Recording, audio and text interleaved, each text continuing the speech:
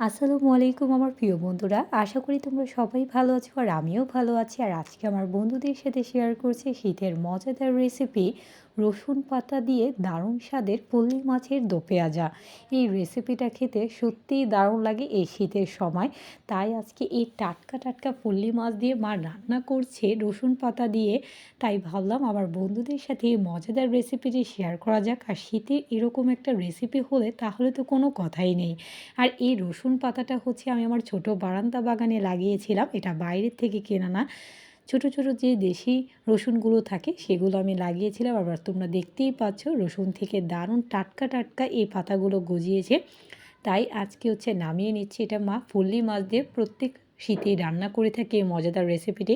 তাই আজকেও রান্না করছে। তাই হচ্ছে নিজের হাতে এই বারান্দা বাগান থেকে এই রসুন পাতাগুলো কেটে সব কিছু একসাথে ধুয়ে রেডি করে নিয়েছি এই মজাদার রেসিপিটা রান্না করার জন্য। চলো বন্ধুরা, তাহলে মা কীভাবে রান্না করছে আশা করি আমার বন্ধুদের কাছে অনেক অনেক ভালো লাগবে রেসিপিটি। আর মা এখানে রান্না করার জন্য ফ্রাই প্যানে সয়াবিন তেল অ্যাড করে দিচ্ছে। আর হচ্ছে এখন হচ্ছে মা দিয়ে দিচ্ছে বেশি করে দেশি পেঁয়াজ। কারণ হচ্ছে বেশি করে যত বেশি পেঁয়াজ দিবে এরকম দো পেঁয়াজা রেসিপিগুলো খেতে কিন্তু সত্যিই দারুণ লাগে। আর এখন এই শীতের সময় এই দেশি পেঁয়াজগুলো দিয়ে যে কোনো রান্না করলে আরও বেশি স্বাদ হয়। আর এখন হচ্ছে মা পেঁয়াজটা লাল করে মরিচ আর হলুদের গুঁড়ার সাথে পরিমাণ মতো পানি দিয়ে ভালো করে নেড়েচেড়ে মশলাটা কষিয়ে নিচ্ছে। আর এখন হচ্ছে মা মশলাটাতে দিয়ে দিচ্ছে অল্প একটু রসুন বাটা। এতে যে কোনো রান্নাটাতে দারুণ একটা ফ্লেভার আসে। তাই হচ্ছে মা বেশি করে একটু রসুন বাটা দিয়ে ভালো করে নাড়াচাড়া করে দিল। আর সাথে পরিমাণ মতো লবণ দিয়ে আবারও ভালো করে মশলাটা কষিয়ে নিচ্ছে। আর মশলাটাতে দিয়ে দিচ্ছে মা বেশি করে কাঁচামরিচ। এতে হচ্ছে কাঁচামরিচের ঝাল ঝাল স্বাদটা দারুণভাবে এই দো পেঁয়াজার রেসিপিটাতে চলে আসবে আর খেতে ভালো লাগবে। কারণ যে কোনো মাছের রেসিপির একটু স্পাইসি না হলে ভালো লাগে না। আর সাথে দিয়ে দিল মা দেশি টমেটো। বুঝতেই পারছো বন্ধুরা যে দো পেঁয়াজাটা কিন্তু সত্যিই দারুণ হবে। কারণ হচ্ছে এরকম দেশি টমেটো শীতের সময় দেওয়া হলে এই দো পেঁয়াজার রেসিপির স্বাদটা আরও দ্বিগুণ বেড়ে যায়। আর টমেটোটাও ভালো করে মা কষিয়ে নিল। আর এখন হচ্ছে মা আগে থেকে ধুয়ে রাখা পল্লী মাছগুলো দিয়ে দিচ্ছে।